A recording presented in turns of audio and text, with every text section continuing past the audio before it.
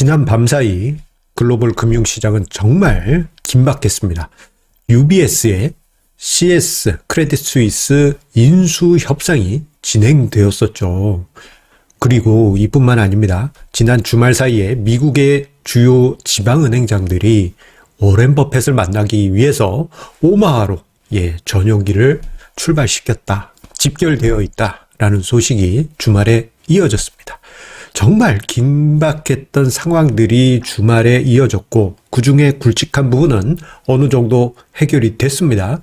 자, 그러다 보니 한 열흘 전부터 지금 이 금융시장의 대혼란이 시작이 된 것 같은데 어느 정도 대혼란이 일단락된 것 같습니다만 시장에서 비관적인 의견은 이제 겨우 시작이다라는 의견도 만만치 않습니다. 자, 우리가 이것을 어떻게 해석해야 될지 오늘 증시 토크에서 생각해 보도록 하겠습니다. 어렵습니다.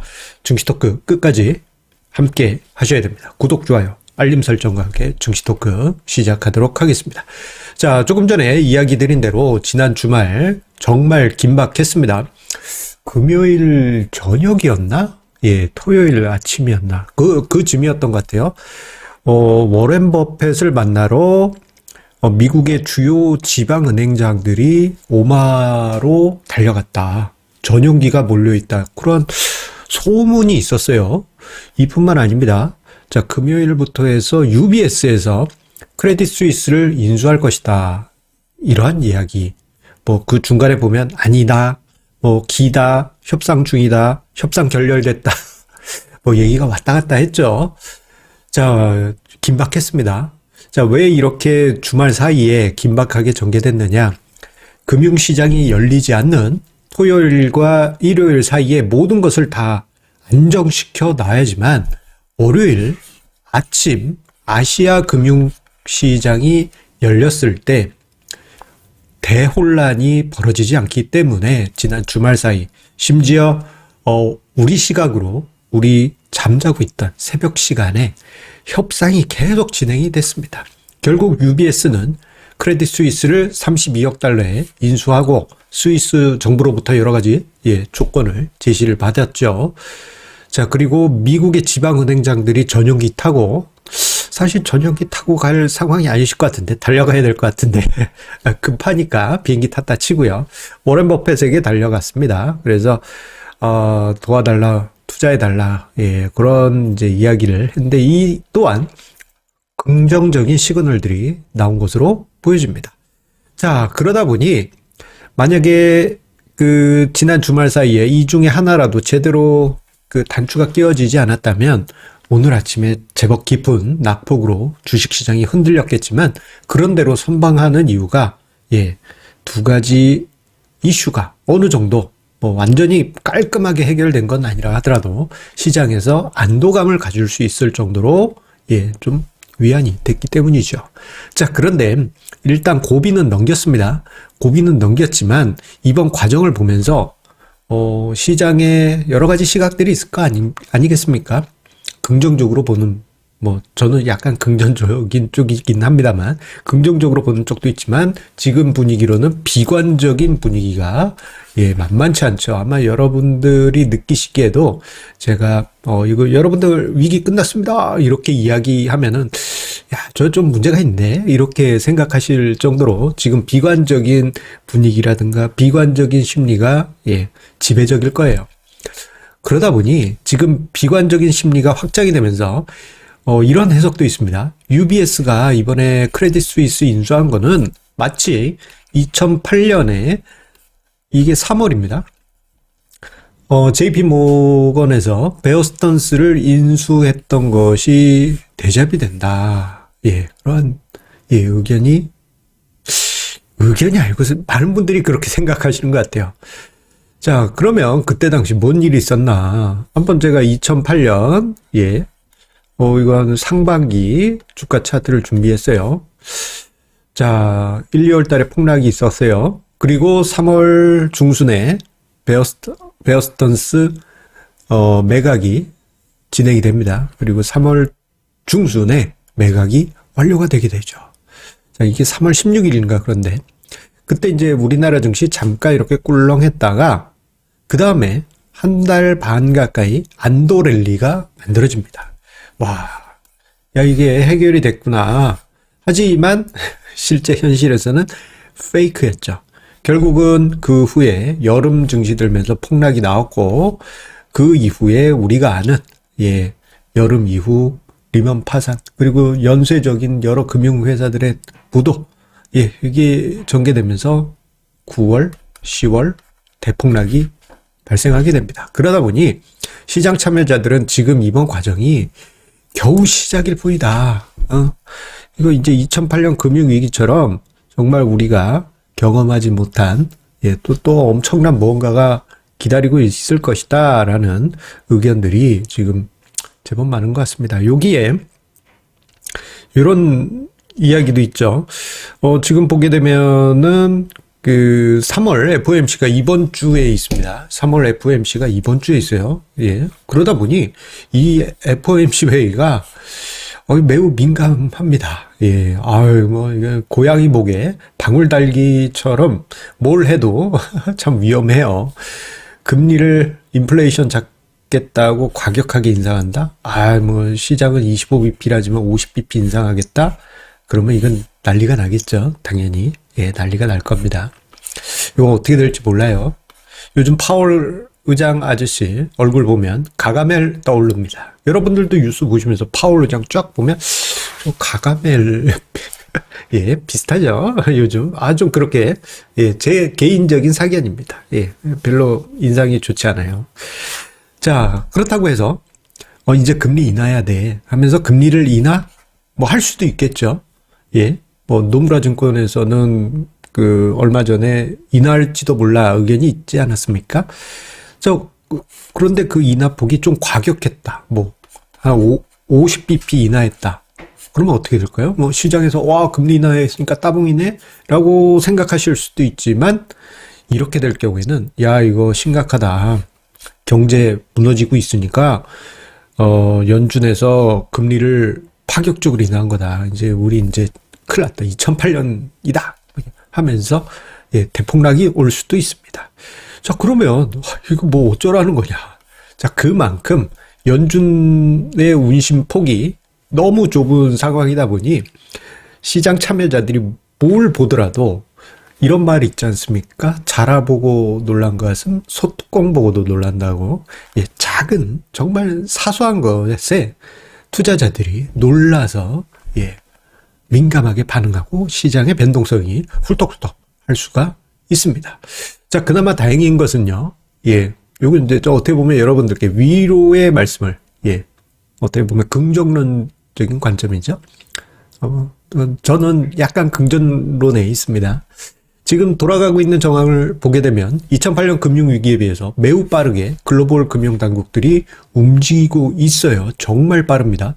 자, 지금 보면 SVB 사태 이후 최근까지 여러 가지 돌아가는 게 보면 보름이 채 안 돼요. 영업일로 따지면 10거래일이 좀 안 되거나 그 정도 됩니다. 정말 빨리 전개되고 있죠. 크레딧 스위스 매각, 요즘 번개 펑 쳐가지고, 정신 차려보니 매각이 돼 있어. 이런 분위기예요. 과거에 보면요.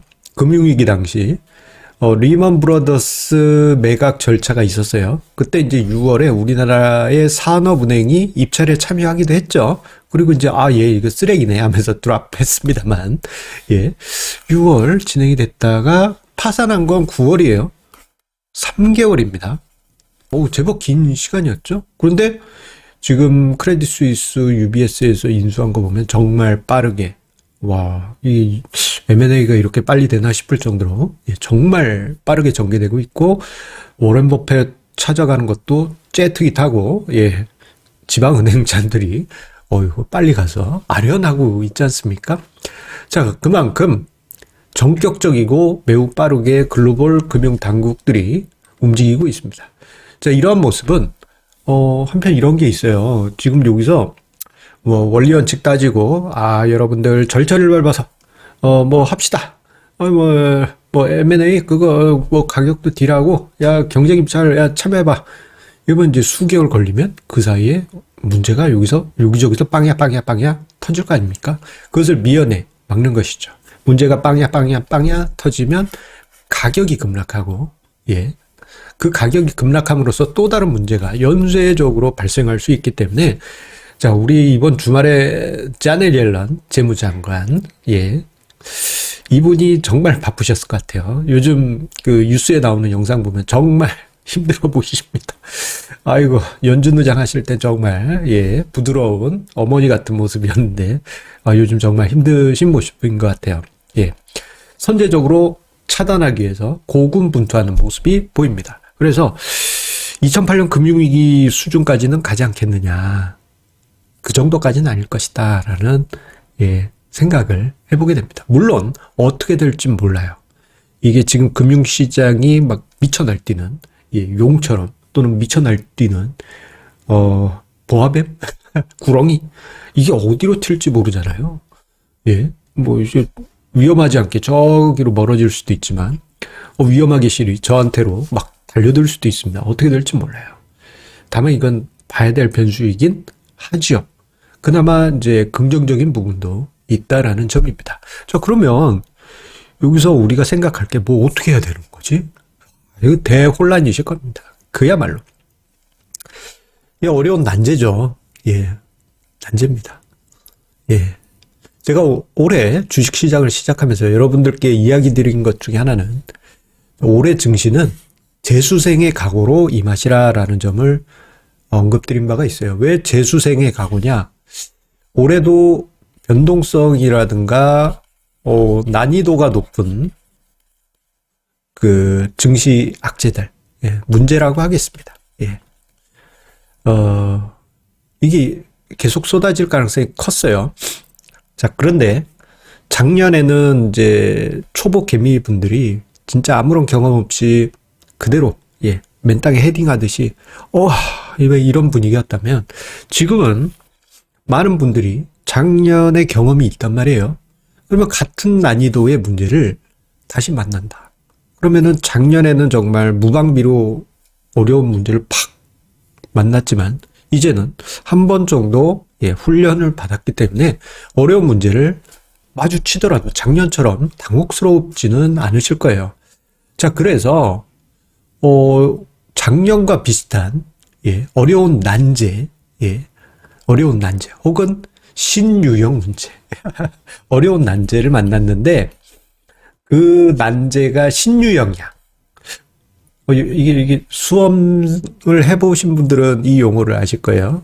난이도는 이거 많이 들어보셨고, 신유형이라고 하는 것은 이제 시험 공부할 때 기출 문제 중심으로 공부를 쭉 하는데 얄궂게도, 예, 여러 가지 자격 시험들 보면 기출 문제 외에 신유형 문제를 출제합니다. 그런데 비슷한 난이도, 높은 난이도의 신유형이면 정말 사람들이 헤매요. 그런데 작년이라든가 한 번 정도 경험을 해봤어. 난이도가 높은 거. 그리고 새로운 유형의 문제. 나는 뭐 기출 문제만 외웠던 게 아니고 새로운 유형의 문제, 높은 난이도의 새로운 문제를 겪었어. 그러면 이번에 또 만났다? 그러면 한 번 정도는 한번 풀어볼까? 이런 이제 용기가 서거든요. 그런데 여기서 우리는 이제 여러 가지 고민이 들죠. 포기할 것이냐? 예, 어려운 문제 보면 포기하고 싶어지잖아요. 주식 투자도 마찬가지입니다. 어려워졌다? 다 포기하고 싶어지죠. 이거 시장이 어려우니까 포기해야 돼. 그런데 주식 시장은 참으로 묘한 게 매년 신유형 문제가 반복이 됩니다. 새로운 악재가 등장해서 여러분들의 마음을 뒤숭숭하게 만들어요. 차이점이 있다면 뭐 2020년이나 2021년 상반기 같은 경우에는 그 난이도가 좀 낮았지만 신유형, 새로운 유형의 문제는 매년 한 두세 차례씩 반복적으로 등장합니다. 그때마다 포기한다? 그건 아니라고 생각합니다. 제가 이야기 드리고 싶은 것은 여러분들만의 전략. 이거 너무 자주 이야기 드리는 거죠. 적어도 간단한 자산 배분 전략 하나라도 가지고 계시다면 그 전략을 바탕으로 해서 내가 외웠던 어떤 공식, 어떤 지식을 바탕으로 해서 문제를 풀어가다 보면요. 어떻게 되겠어요? 최소한 부분 점수라도 맞을 수 있습니다. 주관식 같은 경우. 이거 주식 투자는 생각해보면 객관식 시험이 아니고 주관식 문제나 마찬가지잖아요. 자, 그러다 보면 결국은 수익률을 찾아서 따박따박 걸어가게 될 겁니다. 자, 이 부분 관해서는 제가 좀 하고 싶은 얘기가 많아요. 한번 제가 이번 정기 세미나 3월 30일에 예정되어 있죠. 거기서 이야기를 한번 주제를 잡아볼까요? 예, 주제를 한 꼭지 잡아보도록 하겠습니다. 세미나 공지는 뭐 따로 추가적으로 하지 않겠습니다. 너무 자주 얘기해서 제가 이렇게 자랑하거나 홍보하는 게 좀 어색합니다. 예, 이해해 주시고 여러분들 이 어려운 시기 성공 투자 만들어 가시기 바라겠습니다. 감사합니다.